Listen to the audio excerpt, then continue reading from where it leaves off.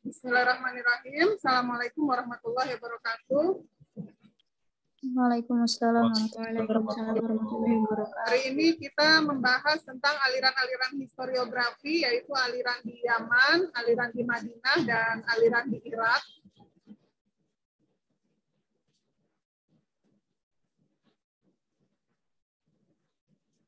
Nah, aliran Yaman ini sebetulnya dia ini, kalau kita tahu Yaman ini adalah negeri yang ada di bagian selatan Jazirah Arab atau biasa disebut dengan Arab Selatan, yang merupakan aliran ini kelanjutan dari sejarah pra-Islam.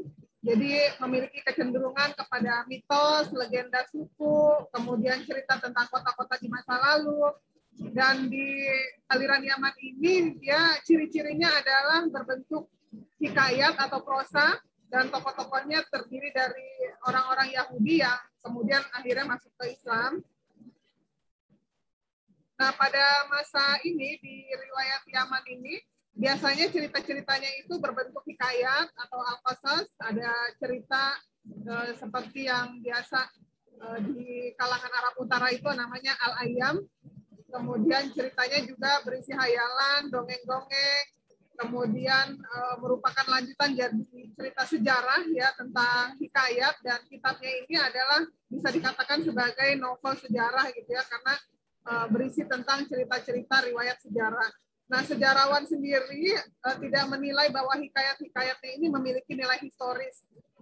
Kemudian kalau aliran Yaman ini dia ada beberapa tokoh ya, misalnya ada Abu Ishaq Ka'ab al-Ahbar.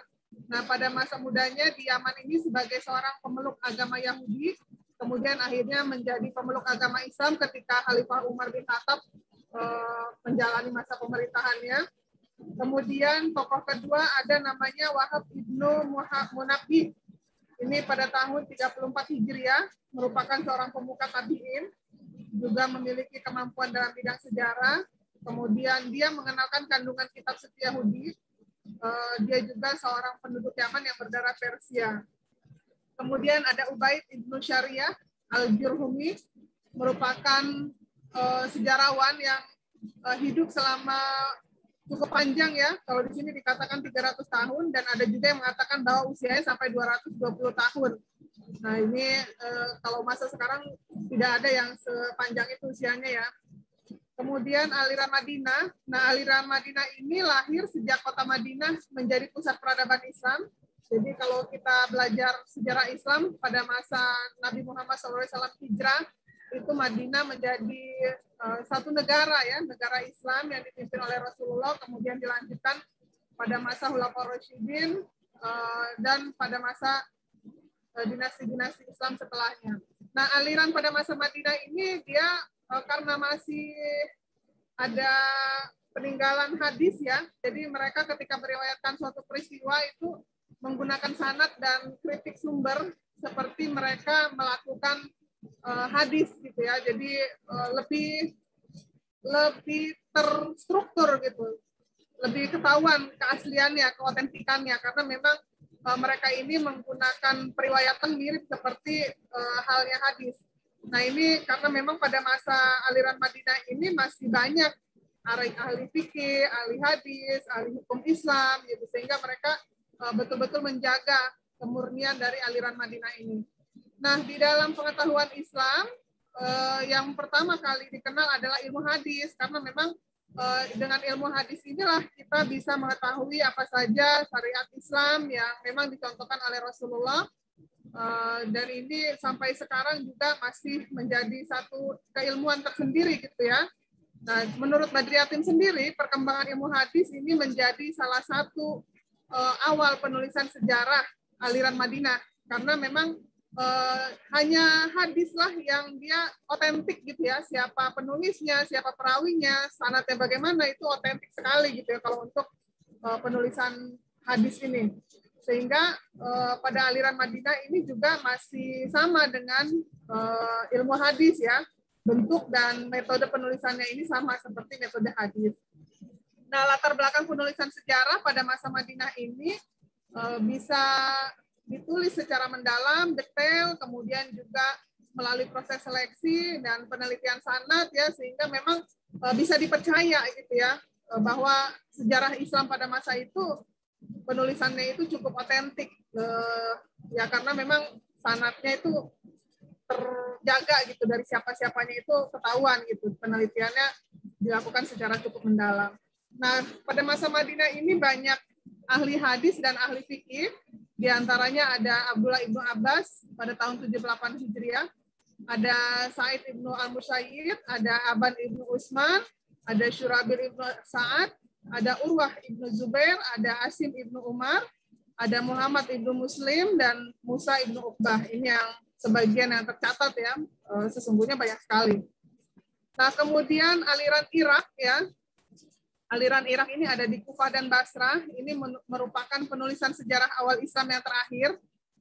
Setelah aliran Irak ini mungkin nanti dilanjutkan dengan periode berikutnya gitu. Jadi ini periode awal Islam yang delas gitu ya, delas yang paling akhirnya. Munculnya aliran Irak ini terkait juga dengan perkembangan budaya dan peradaban Arab Islam yang saat itu memasuki Irak, terutama di kota Kufah dan Basrah. Dan pada perkembangan kebudayaan Arab ini tidak bisa dipisahkan, ada aspek politik, ada aspek sosial, ada aspek budaya yang tumbuh di komunitas-komunitas baru pada masa kekhalifahan Umar bin Khattab, karena ekspansinya ini sudah cukup meluas sampai ke Irak dan menguasai daerah di sekitar Irak.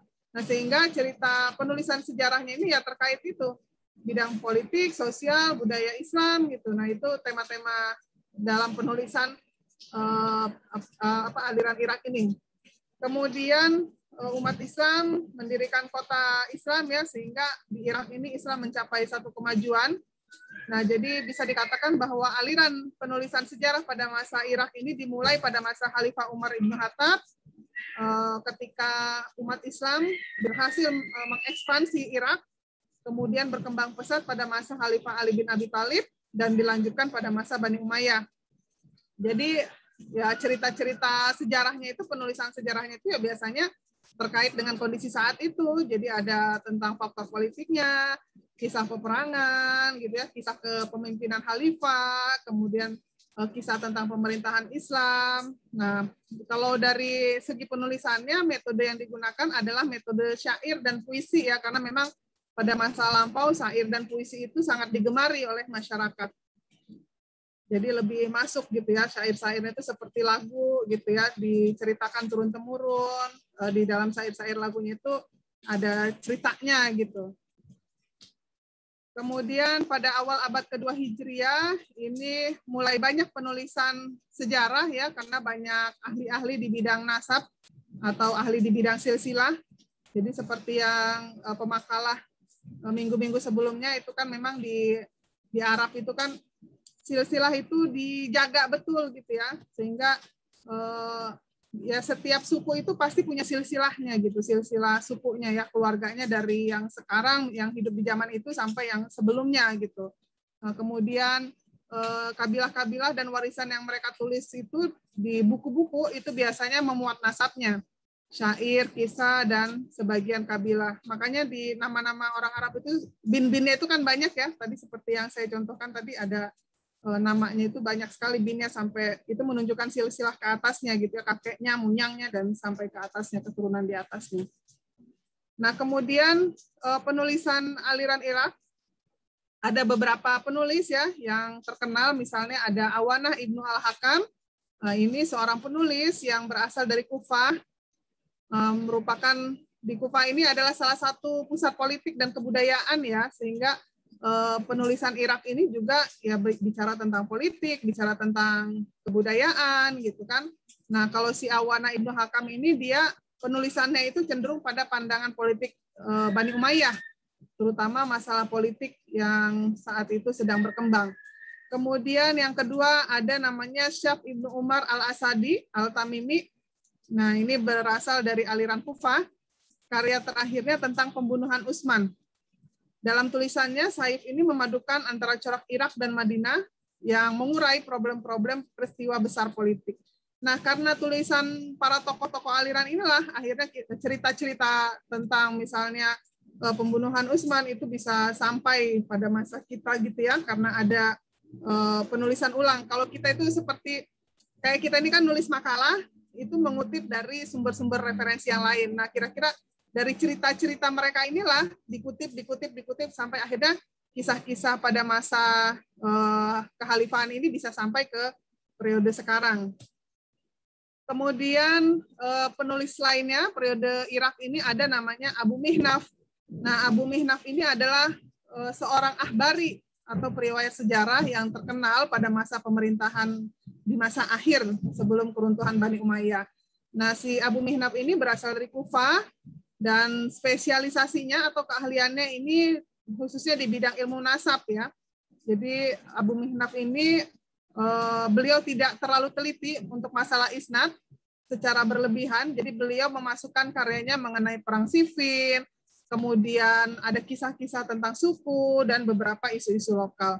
Nah, itu beberapa contoh tentang aliran-aliran sejarah khususnya pada masa Yaman, Irak, dan Madinah.